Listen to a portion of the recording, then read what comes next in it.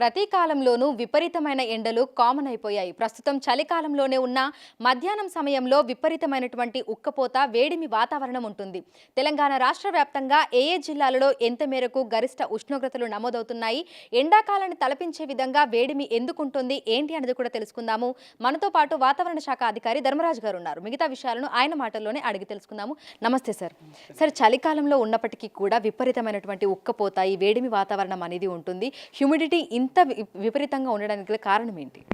ముఖ్యంగా చూసుకున్నట్లయితే ముఖ్యంగా వింటర్ అనగా శీతాకాలం అనగానే మనం డిసెంబర్ చివరి నుంచి కూడా మనం మొదలు పెడుతూ ఉంటాము. ఈవెన్ జనవరి, ఫిబ్రవరి వరకు కూడా ఈ యొక్క శీతల గాలుల తాకిడి అనేది రాష్ట్రానికి కనిపిస్తూనే ఉంటుంది.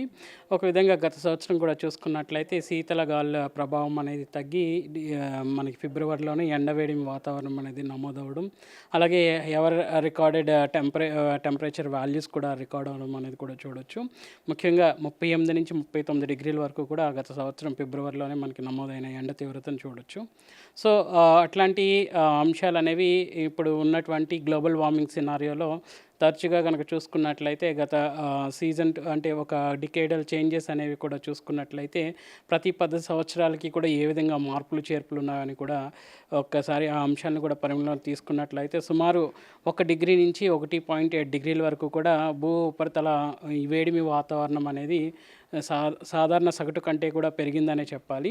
సో ఇట్లాంటి అంశాలు అనేవి పరిగణనలో తీసుకున్నప్పుడు సర్వసాధారణంగా వేడిమి వాతావరణం అనేది ఒక్క తెలంగాణ రాష్ట్రంతోనే పాటు మొత్తం భారతదేశం అంతటా కూడా ఒక విధంగా చూసుకున్నట్లయితే ఈ రేజింగ్ టెంపరేచర్ కండిషన్స్ అనేవి పెరుగుతున్నాయనే చెప్పాలి.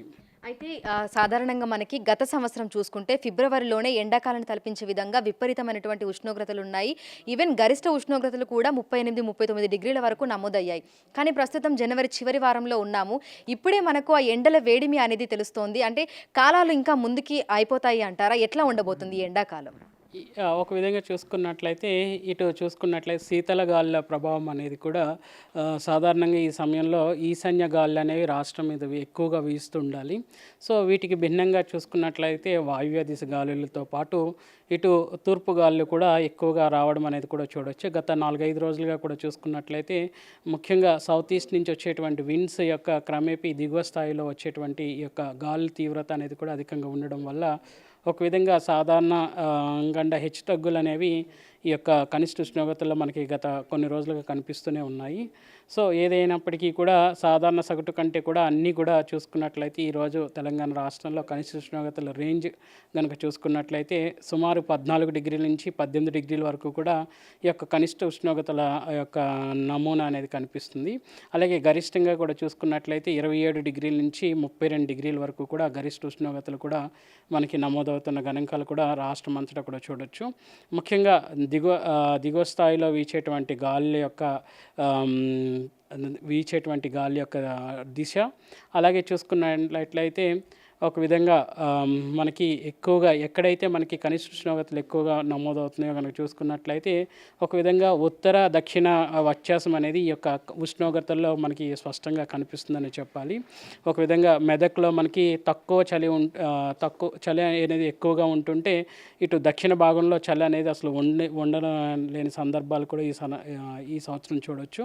సో ఈ యొక్క నార్త్ సౌత్ టెంపరేచర్ ఈ యొక్క వ్యత్యాసం అనేది స్పష్టంగా కనిపిస్తుంది సమయంలో ఒక స్థానికంగా ఉన్నటువంటి వాతావరణం కూడా ఇక్కడ ప్రాముఖ్యమైనటువంటి పాత్ర వహిస్తుందనే చెప్పాలి. సో ఎప్పుడైతే స్థానిక వాతావరణ మార్పులు ఇవన్నీ చోటు చేసుకుంటాయో ఇట్లాంటి వ్యత్యాసం ప్రస్తుతం కనిపిస్తున్నటువంటి వాతావరణటువంటి వ్యత్యాసాలు అనేవి మనం చూడొచ్చు. హైదరాబాద్తో పాటు తెలంగాణ రాష్ట్ర వ్యాప్తంగా ఏ జిల్లాలలో ఎంత మేరకు గరిష్ట ఉష్ణోగ్రతలు నమోదవుతున్నాయి అంటారు? ముఖ్యంగా చూసుకున్నట్లయితే రాష్ట్ర వ్యాప్తంగా కనుక చూసుకున్నట్లయితే ఖమ్మంలో 32 డిగ్రీలు మనకి సుమారు 32 డిగ్రీలు అనేది ఎండ తీవ్రత అనేది కొనసాగుతుంది. అలాగే ఇంకా హైదరాబాద్ సిటీకి వస్తే మనకి సుమారు కనుక చూసుకున్నట్లయితే 28 డిగ్రీల వరకు కూడా ఈ యొక్క కనిష్ట ఉష్ణోగ్రతలు అనేవి కొనసాగుతున్నాయి. సో ఒక విధంగా ఏదైనప్పటికీ కూడా రాష్ట్రం అంతటా కూడా సుమారు 26 నుంచి 32 డిగ్రీల వరకు కూడా గరిష్టంగా ఈ యొక్క ఉష్ణోగ్రతలు అనేవి కొనసాగుతూ కనిష్టంగా కనుక చూసుకున్నట్లయితే 14 నుంచి 18 డిగ్రీల వరకు కూడా ఈ యొక్క కనిష్ట ఉష్ణోగ్రతలు కొనసాగుతున్నాయి. ఈ ఏడాది కూడా ఎర్లీ సమ్మర్ ఉంటుంది అని భావించవచ్చా? ఎందుకంటే ఇప్పుడే మనకు ఈ విధంగా ఎండలు ఉన్నాయి. మరి రానున్న రోజుల్లో పరిస్థితి ఏ విధంగా విపరీతంగా ఉండే అవకాశం ఉంది అంటారు? యా, ఒక విధంగా చూసుకున్నట్లయితే ఎర్లీ సమ్మర్ అనడం కంటే కూడా ఈ యొక్క వాతావరణంలో వ్యత్యాసాల వల్ల ఒక విధంగా హెచ్చుతగ్గులు అనేవి మనకి అన్నిత్యం మనకి కనిపిస్తున్నాయి. డైలీ చేంజెస్ అనేవి కూడా ఈ యొక్క హెచ్చుతగ్గులు నార్త్ సౌత్ టెంపరేచర్ గ్రేడియంట్ వల్ల ఒక చోట స్థానికంగా ఉన్నటువంటి వాతావరణ పరిస్థితులు అనుకూలంగాను, ఒక చోట ప్రతికూలంగాను ఉండడం వల్ల ఇటు ఉదయం సమయంలో పొగమంచుతో పాటు చలి తీవ్రత ఒక చోట పెరగడం, ఒక చోట తగ్గడం అనేది కూడా చూడొచ్చు.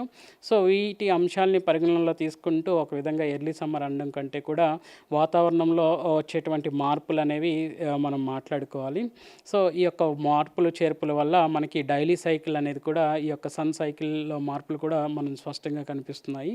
ఒక విధంగా ఈ సమయంలో మనకి సూర్యుడు ఇటు దక్షిణ అంటే ఒక విధంగా దక్షిణ భూభాగాన్ని నుంచి ఉత్తర భూభాగం వైపు కొనసాగుతూ ఉంటాడు. ముఖ్యంగా చూసుకున్నట్లయితే ఇటు కర్కట రేఖ నుంచి మకర రేఖ వైపు ఎప్పుడైతే సూర్యుడు కొనసాగుతుంటాడో ఆ సమయంలో ఇట్లాంటి చేర్పులు అనేవి కూడా కనిపిస్తుంటాయి.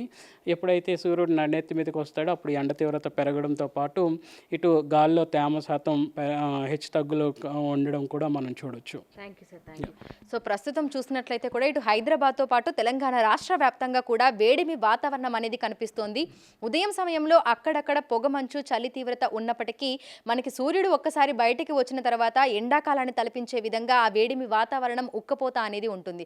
అయితే గత ఏడాదితోటి కంపేర్ చేస్తే ప్రస్తుతం ఉండాల్సిన వాటికంటే కూడా గరిష్ట ఉష్ణోగ్రతలు 1-2 డిగ్రీలు ఎక్కువగా ఉన్నట్లుగా కూడా వాతావరణ శాఖ అధికారులు అయితే తెలుపుతున్నారు. ఇక ప్రతి కాలంలోనూ ఎండాకాలం అనేది కామన్ అయిపోయింది. సో మనకి గత ఏడాది చూసుకుంటే ఫిబ్రవరిలోనే ఎండాకాలాన్ని తలపించే విధంగా 39 డిగ్రీల వరకు గరిష్ట ఉష్ణోగ్రతలు నమోదయ్యాయి. ఇక ఇప్పుడు చూస్తే జనవరి మధ్యలో నుంచే మనకి ఆ ఎండలు అనేవి తెలుస్తున్నాయి. సో ఈ వారం అంతా కూడా ఇదే విధంగా ఉండే అవకాశం ఉన్నట్లుగా కూడా అధికారులు అయితే తెలుపుతున్నారు. మనకి గ్లోబల్ వార్మింగ్, ఈ సిచ్యువేషన్స్ వీటన్నింటి ద్వారా కూడా వాతావరణంలో మార్పులను చూస్తున్నామని కూడా చెప్తున్నారు. వీడియో జర్నలిస్ట్ గౌరవ్తో Anjuma, big TV, Hyderabad. For more videos like this, subscribe Big TV channel.